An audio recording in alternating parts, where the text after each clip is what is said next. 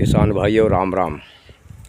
मैं आज की वीडियो में आपके लिए एक महत्वपूर्ण जानकारी लेकर के आया, जो कि हर बार की तरह हमारा चैनल इंडियन किसान 001 आपके लिए हर वीडियो में कोई ना कोई नई जानकारी लेकर के। तो किसान भाइयों, आज की जो जानकारी है आपके लिए ये है कि हम अपनी फसल के अंदर अंतिम सिंचाई कब और किस समय और कैसे करें। ये बहुत ही महत्वपूर्ण विषय है किसान भाइयों, क्योंकि हम शुरू से लेकर के और एंड तक बहुत ही मेहनत करते हैं अपनी फसल के लिए।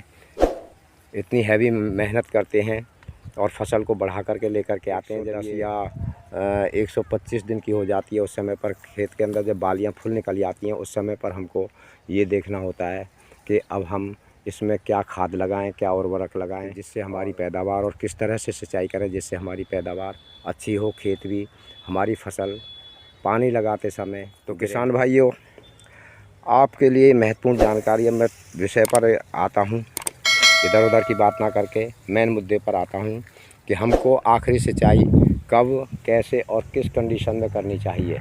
हमें कैसे पता चलेगा अब हमें आखिरी सिंचाई करनी है। तो किसान भाइयों, ये है हमारी बाली। हम अपनी बाली को देख लें कि इस तरह की जब ये बाली हो जाती है, दाना भरपूर मात्रा पूरी बाली के अंदर भर जाता है, उस समय पर हमको आखिरी सिंचाई कर देनी चाहिए, क्योंकि इसके बाद में अब ये दाना मजबूत होने पर ही है।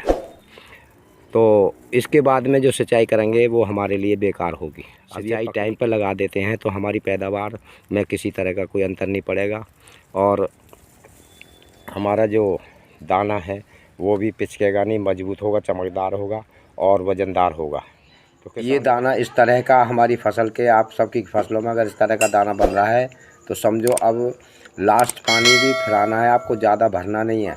लास्ट पानी फिरा करके छोड़ दें आप, आपकी फसल बिल्कुल मज़ेदार पकेगी, भरपूर दाना पकेगा और चमकदार दाना रहा है। जब हम देख लें कि दाना हमारा ये दबाने दूध नहीं निकल रहा है, उस समय पर हमें आखिरी सिंचाई करनी चाहिए। लेकिन किसान भाइयों, सिंचाई करने से पहले ये भी बात ध्यान रखना होता है कि हमें सिंचाई किस कंडीशन में। पहला नंबर तो ये होगा कि सिंचाई हमें कब करनी चाहिए, जब दाना हमारा मजबूत हो जाए और बाली इस टाइप से, जैसे कि ये बालियाँ हैं, इस टाइप से हो जाए, तो उस समय पर हम लोग। नंबर 2 है कि सिंचाई हमें कौन से समय पर करनी चाहिए, मतलब किस कंडीशन में करनी चाहिए।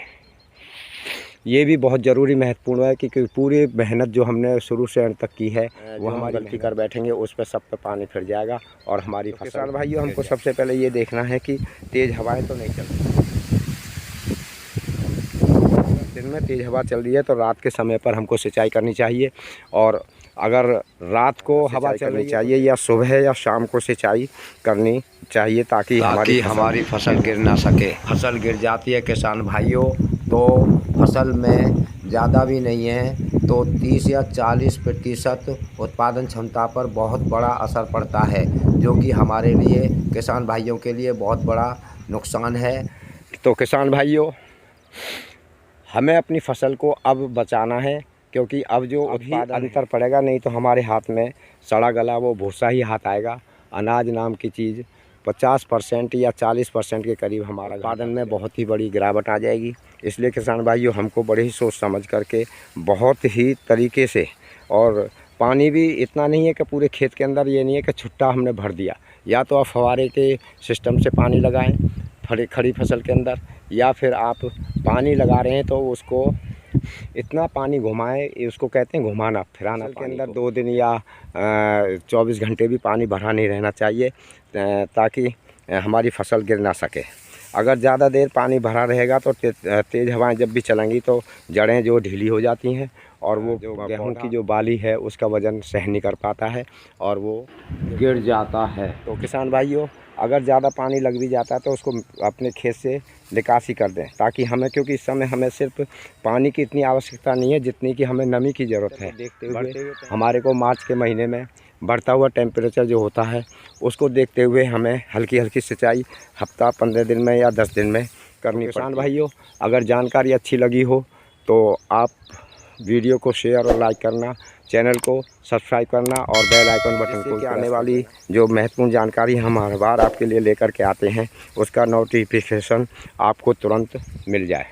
तो किसान भाइयों, आज की जानकारी बस इतनी ही है और मैं उम्मीद करता हूं कि आप ज़रूर इस बात का ध्यान रखेंगे, क्योंकि आप हमारे दोस्त या मित्र नहीं हैं, आप हमारे परिवार के एक सदस्य हैं और मैं चाहता हूं कि हमारे परिवार के सदस्यों को किसी भी प्रकार की कोई परेशानी नहीं हो, उनकी मेहनत पूरी मिले, अधूरी मेहनत। तो किसान भाइयों, जय जवान जय किसान। धन्यवाद। जय श्री राम। फिर मिलते हैं अगली वीडियो में।